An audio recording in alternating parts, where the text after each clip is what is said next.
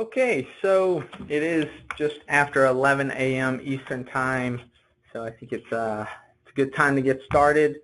Thank you all for joining this morning. I just want to say good morning and welcome to our Events Industry Council's webinar on the CMP Preferred Provider Program. Now, my name is Josh Hinman. I will be presenting today's webinar. I'm the certification coordinator at the Events Industry Council. What I do here is I'm responsible for the preferred provider inbox. This entails the course reviews and the preferred provider applications, like I mentioned, amongst other things as well regarding certification.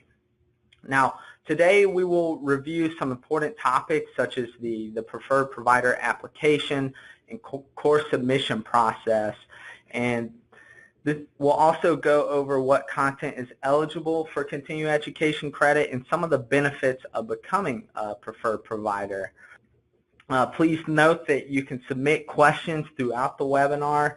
I will be able to answer questions as soon as the formal presentation ends. Let's just get started. So who is our team? Like I mentioned, I'm Josh Hinman. I do a lot of job tasks related to preferred providers. I also have Derek Williams. He's a colleague of mine, and he answers the phones and does a lot of customer service, as well as the first line of defense for CMP inquiries. So without further ado, let's just discuss some of the preferred provider program updates. So the certified meeting professionals are uniquely qualified to plan extraordinary events aligned with organizational strategy. So every CMP knows why they should maintain their certification, whether it be personal achievement, competitive advantage in the marketplace, maybe it validates their knowledge and expertise, and it can also add credibility to employers and their customers and even their peers. So as many of you know, CMPs need 25 hours of continuing education every 5 years to maintain their CMP certification. So why would someone choose to be a preferred provider? Well, it lets CMPs know, or why would they choose, let me rephrase that, why would they choose to take courses through preferred providers? Well, it definitely lets CMPs know that their credits count if they take continuing education courses through a preferred provider. Now, these courses have our official stamp of approval and are searchable on our website. You can also market these courses as approved, and we even provide logos so that you can market your courses as well. Additionally, the CE is directly uploaded into their online Events Industry Council account. This means there's no self-reporting or having to track your courses, which can be kind of a pain if we can be honest. So remember, preferred provider programs are a mark of quality programming. Now, approved courses fall under one of the 9 domains, and they are reviewed by the Events Industry Council staff here. So we can definitely check and see if it's applicable. Okay, so we are happy to announce in 2019 the Preferred Provider Program. This went live earlier this month. That's right, you can go ahead and start submitting the application to become a preferred provider for 2019. Additionally, our website has been updated with all the 2019 preferred provider policies and applications. Now, we want to be good strategic partners and offer a process that meets the needs of both our CMPs and the preferred providers. And with that in mind, I'm going to run through 2 big buckets for the CMP program: the process for becoming a preferred provider and the submitting programs and the policies regarding what programs are eligible for continuing education. So if you attended last year's webinar, this one may be a little similar. It may sound a little familiar.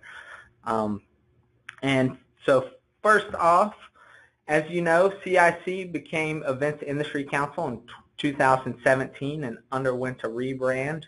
On this slide, you can see the rebranded preferred provider logos that were updated at the beginning of last year.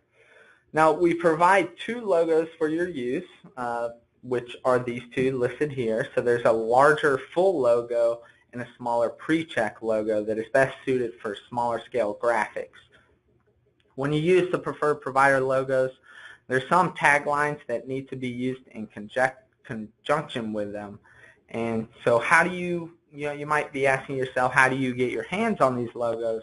Well, as soon as you renew as a 2019 preferred provider, we'll be able to send a link over to you where you can download the logos is when you receive your welcome package. So essentially the major changes that we've been implementing is that we're all online, so there's really no more paper applications. The preferred provider application is completed online and can be completed at eventscouncil.org. Once you submit the application, we will process the invoice in your online account. The information collected in this application is not different and is consistent with what we have required in previous years, which really entails your contact information and the tier you are selecting. And we'll go over the tiers a little bit more on subsequent slides. Now, we will let you know that when the invoice has been added to your account so that you can then log in and pay the renewal fee. And you should be able to hear back from us within should be about 3 to 5 business days after submitting your application. If you haven't received word back from us, please feel free to reach out to us. I know by the end of tomorrow we'll have knocked out pretty much all of these. But many of you may be asking why we switched to the online application process. Well, going 100% electronic is important to EIC's sustainability efforts. It's PCI compliant as well, and it ensures better tracking and smoother processing for our members. All right, so as we discussed earlier, these are kind of the tiers here. Another rather big change we've made is to eliminate the rush fee. We've significantly decreased our processing time for course reviews, and we really felt it wasn't necessary going forward to really have those rush fees involved. So our goal is to review course submissions and follow up within 3 to 4 weeks. That's currently our turnaround time, but and we really are only looking to improve that for next year as well. So, I mean, that being said, if you do have a tight deadline, please let me know. You can reach out to me directly with my contact information at the end of this webinar. We'll do our best to accommodate you and get that any course submissions expedited for review. So we will also be implementing a late fee for 2019. This is when a program is retroactively submitted or submitted after it is offered. So if the course start date is before the day it is sent for us, if the course start date is submitted to us before the day that is sent for review, then it is late. The reason we're introducing this fee is that most all CMP professionals want to know ahead of time if a course has been pre-accepted through the preferred provider program, and we really want to discourage retroactive reviews. All right, so when you become a preferred provider, you'll receive the 2019 Continuing Education Review Form along with your welcome package. Now, we are still requesting that you submit a spreadsheet to have courses reviewed, and the spreadsheet is very similar to past submission forms. Preferred providers will list basic information related to the course, such as the event name, the program date, the session title, the domain, as well as the amount of credits being requested. Additionally, there is no way to obtain the 2019 Continuing Education Review Form through the website menus. The spreadsheet is only given to preferred providers who have renewed for 2019. Also, an important thing to note is that you will be submitting a description for each of your sessions as well. We don't require an extensive amount of information for session descriptions. Really, we're just looking for enough information to get a general sense of the course content and to see if it fits in with one of our 9 domains. Lastly, please remember that our turnaround time is 3 to 4 weeks, so submit as early as possible to meet your marketing deadlines. You'll receive the results of of the course review via email. Okay, so the roster upload process. Now, this is not changing for 2019. Only the main contact of your chapter can upload rosters through their preferred provider account on Events Industry Council's website. As a preferred provider, you do agree to upload into your Events Industry Council's preferred provider account, which entails an Excel file of your verified event attendees. Preferred providers must submit rosters for preferred provider programs within 14 days of program completion. This should be a record of your entire confirmed conference or meeting attendance. It is not necessary for you to provide attendance records on a session-by-session basis if it's a conference. When uploading the rosters, the file requirements are CSV or text format. And what we require is that there's a single column with a header row that will be labeled email, kind of like what's listed on the slide. And we'll just want one email address per row. And there's no other data fields that need to go in there. You don't even have to put the names of the individual who attended. So it's just the email, and it's the responsibility of the individual CMP, not the Events Industry Council, to ensure that email addresses provided to your organization match the email addresses the Events Industry Council has on file in the individual's online profile. So a lot of times we get some hiccups, or the continuing education credits will not show up in someone's account after the roster has been uploaded. And normally the reason for that is that the email address they listed on their roster or for the roster does not match what's listed in their CMP account. So, I would just remind individuals that they need to have those match in order to receive credit. If they don't have them matching, then you can just tell them they can always self-report the course, and that works as well. For those of you who upload rosters, especially if you have dozens and dozens of programs, we know it can be a challenge to sort through that list. We can remove those programs. I just need to know which ones that you would like to have removed. So you can please just send me a list of what you want removed, or you can just say remove everything, or you can even just leave everything in there. And the process for uploading attendee rosters is pretty straightforward. First, you'll need to log into your online portal account at eventscouncil.org.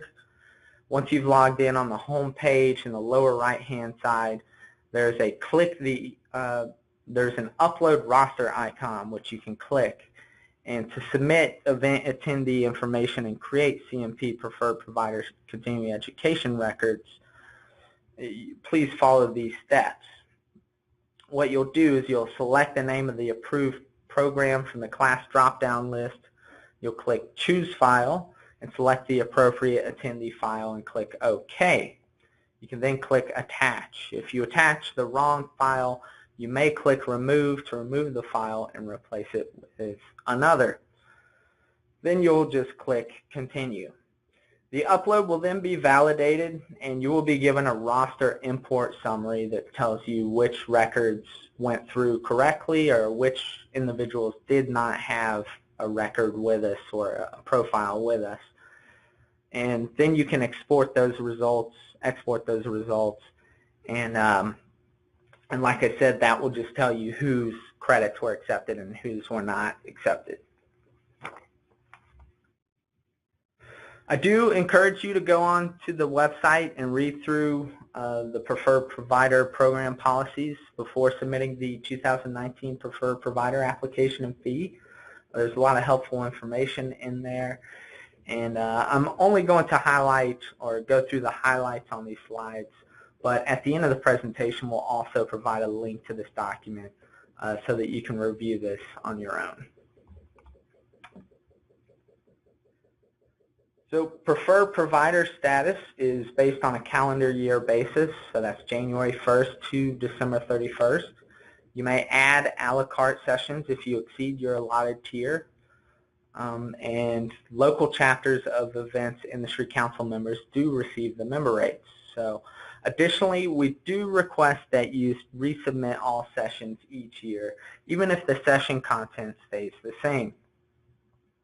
Most of you are doing these things all anyways, but we wanted to add in some additional clarification on a few points. Courses must be authored or instructed by a subject matter expert as defined here on this slide. Usually, that does entail at least 5 years of relevant experience or some sort of higher education related to the field. I also wanted to clarify how we calculate hours. Credit is granted by the quarter hour. However, a course must be at least 30 minutes in length to be accepted. For example, a 15-minute course would not be accepted for continuing education credit, but a 45-minute course would be accepted for 0.75 credits.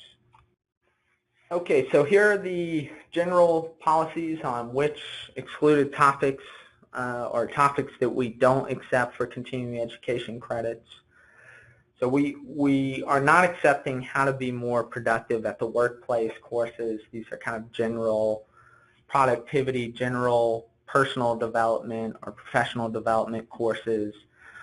Any networking courses really don't fit in with the industry, or how to use Microsoft Excel. So basic software training courses won't count as well. Here we're going to go over what classifies as a live program. Live programs are not just in-person sessions.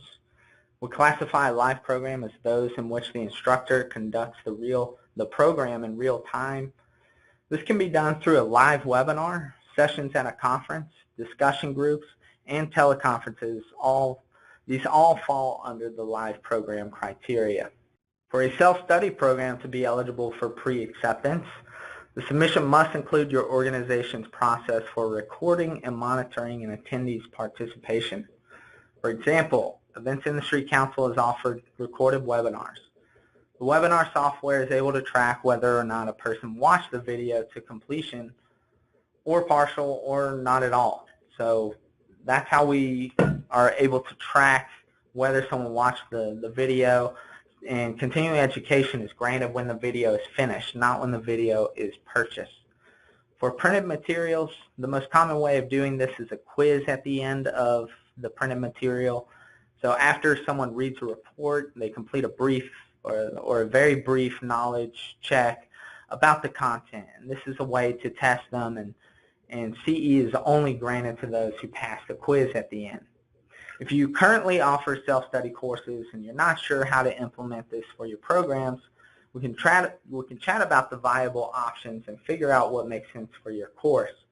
The goal of this requirement goes back to upholding the integrity of the CMP certification. Now, more along that vein, we're requiring that the content of archived webinars be no more than 2 years old. It's a fast-paced, constantly changing industry, as you know, but that doesn't mean to say that the older content isn't as applicable to the industry. It's rather that a kind of a fresh review and refresh of older content needs to be incorporated in order to kind of stay on current trends, and it's kind of a good habit to get into, really. So that was a very quick presentation. If you want to go through the presentation again, or if someone from your team would benefit from it, we will be posting this webinar to our website. At this time, I'd love to answer any questions that you might have in regards to the preferred provider process.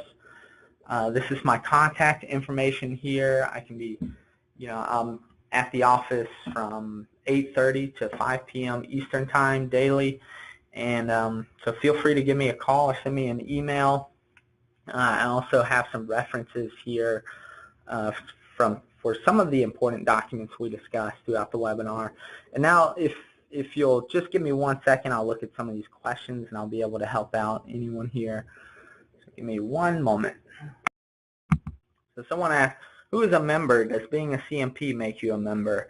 And so being a CMP does not make you a member. There is a separate application that we have on our website where you can join as a member with the Events Industry Council. Now, I do know one of the main requirements is you do have to be a nonprofit organization. So, but that document can be found on the website. We can go over more of that information if you want to contact me as kind of a one-on-one in regards to the membership. But someone asked, if you submit a course in advance and the title slightly changes, is there a way to change the title, or is it better to just leave it as is? If you've already submitted a session to us, please just feel free to reach out to me. I can change it on the fly. It's not a big deal. It doesn't take very long.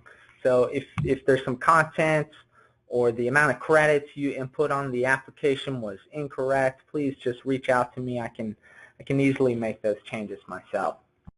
All right, another one, will the list of past sessions be culled for 2019 so you don't have to search through hundreds of past events that are no longer active to find the right one to upload a roster to? Yes, I take it you are a part of a very large provider with us. What you can do, I can definitely go through and eliminate some of the older programs that you've submitted previously, because it does take a while to kind of search through and find which course you're trying to upload a roster for. So if you have an idea of which courses you want eliminated from your profile, please reach out to me and I'll be able to eliminate those courses to narrow down the list. Now, who do students contact when we get the error message that says they have multiple accounts? Please have them reach out to certification@eventscouncil.org. I think that's on, let me pull that up. I think that's on one of my slides here. Yes, certification@eventscouncil.org, and we can help them out with getting their profile straightened out so that any continuing education submitted in the future gets uploaded to their account. And yes, you know, someone states when you submit a roster, there's a long list of programs, and that it would be helpful if you could sort it alphabetically or by the date. I agree with you. Unfortunately, due to system limitations, at this time, there's nothing we can really do about that, but we can eliminate previous courses that were submitted for the years prior in order to narrow down that list of programs you have. So sorry about that. Here's another one. Are CMP information sessions included? Which domain do they claim? If you do offer a course that's related to the CMP certification, we do grant credit for that, and you can just select strategic planning for that domain. That's perfectly fine. And if you're not sure of what domain to select when you're filling out the continuing education review form, feel free to reach out to us. We can help you with that. I would just take a stab at it, see if try and figure out a domain, and we can let you know if it doesn't really apply. All right, can you upload more than one roster for a course? Yes, you can. So if you upload a roster for a course and then notice 5 days later you forgot a couple of people, you can go in and you can upload a separate roster for that same course, and those people will get credits as well. And is there a deadline to submit a roster? We do request that 14 days, you submit the roster within 14 days after the course takes place.